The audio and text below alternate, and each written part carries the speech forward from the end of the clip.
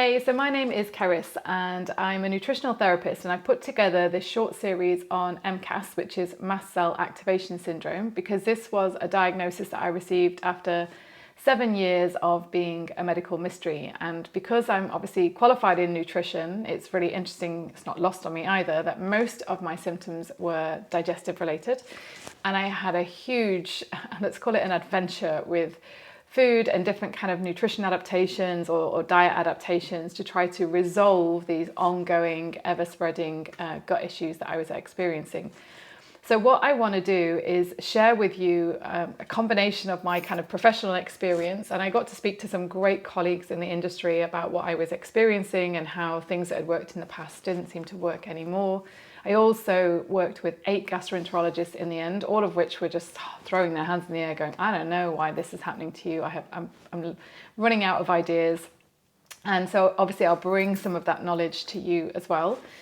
But what really helped me in the end was a combination of 2 things, actually. When I had my diagnosis, I knew that obviously the kind of upstream issue was mast cells. So I was able to focus supplements and medications that worked directly on the mast cells rather than kind of going down the histamine intolerance, the SIBO, kind of the gastroparesis, all the other things. But also, and arguably maybe even more than this, was stepping into the mind-body space here on YouTube and coming across some great teachers.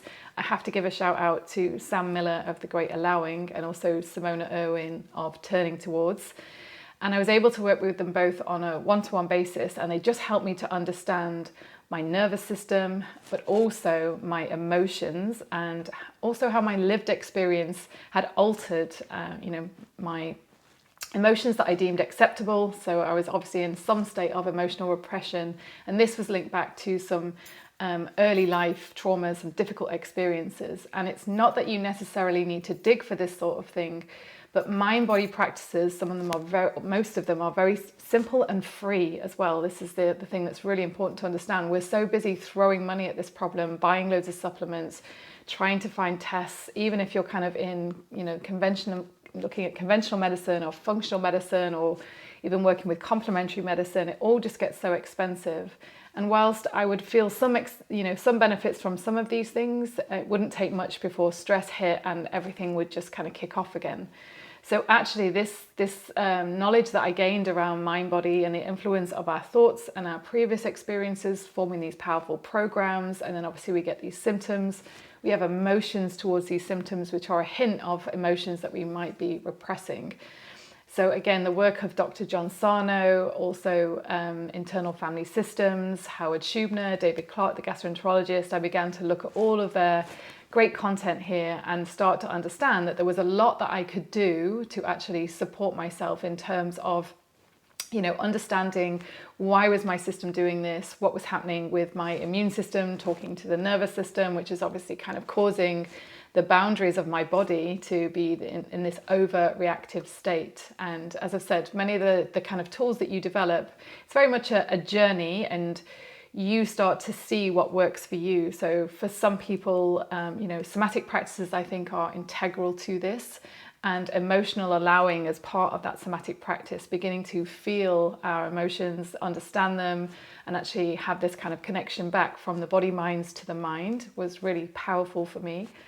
And then also having this awareness of my nervous system and my nervous system in relation to what I was doing in the day. So these kind of patterns when I was at work, when I was kind of having a conversation with someone, if I was feeling, a threat from an individual. So again, our nervous system is always trying to move us to safety, away from danger, but it can become hypervigilant. It's like checking and scanning all the time. And then we feel that physically. So again, just starting to see across the day that I was maybe pushing myself too hard at work, or kind of thinking a lot about something and feeling that tension. And obviously this is going to affect our gastrointestinal system, because we're not kind of in that nice parasympathetic state to be able to digest our food. So I already knew that the body was deprioritizing things like obviously digestion, sex hormone production, repair and restore of the body, because often you start to feel, as you're in this state of I've got this chronic illness, I've got these symptoms, I can feel this inflammation, and then it seems to just have this knock-on effect going into different systems. So I was also had diagnosed with a suspected early menopause because my reproductive hormone levels were so low. So I had a whole journey looking at, first of all, kind of herbs and things like that to try to support my hormones, and eventually hormone replacement therapy, as some of my medical kind of specialists got very worried about my low hormone levels and my risk of osteopenia and cardiovascular conditions. So again, I did lots of research around that, worked with some great menopause practitioners. And I will be discussing in this series the links between MCAS and hormones, because actually as I began to restore hormone levels, a lot of my symptoms got worse, which was really interesting because there's this information out there. Often there's these very bold statements that progesterone has this calming, stabilizing effect, especially on things like mast cells, and just generally for women, they'll often feel it benefits their nervous system, whereas estrogen, if it's too low, we tend to have a lot of symptoms, both if it's too high. This is why you often have different symptoms across the menstrual cycle. If it's too high, it will actually tend to stimulate mast cell degranulation, and we'll get more histamine intolerance kind of symptoms around, peak, so mid-month in a menstrual cycle, or if you're doing HRT, and obviously you take the dose up for whatever reason that might be. My experience was a bit the opposite. Estrogen was actually very helpful, whereas progesterone and testosterone exacerbated all of my symptoms. And so eventually, again, specialists were like, we think you're progesterone intolerant as well. So it's like, gosh, how am I so intolerant to all of my own hormones? It makes no sense.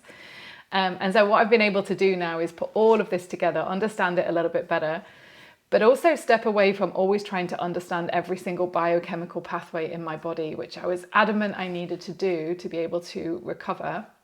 And I really lost sight of the human being that has this biology, and started to actually move my awareness and focus to other things in my life, like creativity, having a bit more fun, connecting more with nature, and actually starting to unlearn some of the powerful programs about work and people pleasing and perfectionism. So again, this all came from the mind-body education that I received, which I'm eternally grateful for. And I will say I'm work in progress, but across this series, what I'll be sharing is all of those different aspects, so you can begin to take an integrated approach to MCAS. So I'll be talking through, as I've said, the nutrition, the nutritional supplements. As much as I understand from them as well, it's almost impossible to know, everything and how it's going to, I can never say how this will work for you, because our immune system are like a fingerprint, they're so unique. But also the nervous system and the emotion and mindset education, this is going to help you wherever you are, even if obviously MCAS is a spectrum where some people are in true allergy and anaphylaxis, and some people have, mainly like me, I was just mainly gut issues, but then with COVID infections, it tended to move a bit more to skin and sinuses, and sometimes other kind of systems within the body, neurological stuff as well. And so no matter where you are, even if you're having medications, all of this mind-body information is going to be helpful. And with the medication, what I decided to do is I'll talk through my journey with that. Obviously, I tried lots of medications specifically for my gastro issues. None of them worked. But mast cell stabilizers were helpful and brought me to this place where I could really start to look at my nervous system, understand it, explore it, go a bit deeper with the emotional work, which was also really helpful. So anything that helps to bring a bit of stability back, but we often don't want to try and rely too much on maybe overriding a system as well, so that we go off and start leading a busy lifestyle, or doing things that might have been a factor or a kind of a trigger or mediator in illness in the first place. But I will be covering, as I mentioned, also things like the hormones, perimenopause, menopause can be a factor. It can be one of the triggers for some clients that I've worked with. And then also just looking at lifestyle generally. So obviously, most of my symptoms were nocturnal, so I'll just share some things that help me with sleep and exercise. I'm actually a qualified personal trainer, but coming back to exercise was quite tricky because, again, tachycardia, dizziness, fatigue, and loads of joint injuries. So I would often injure really easily as a result of the kind of inflammation that I was experiencing. So a lot of soft tissue damage.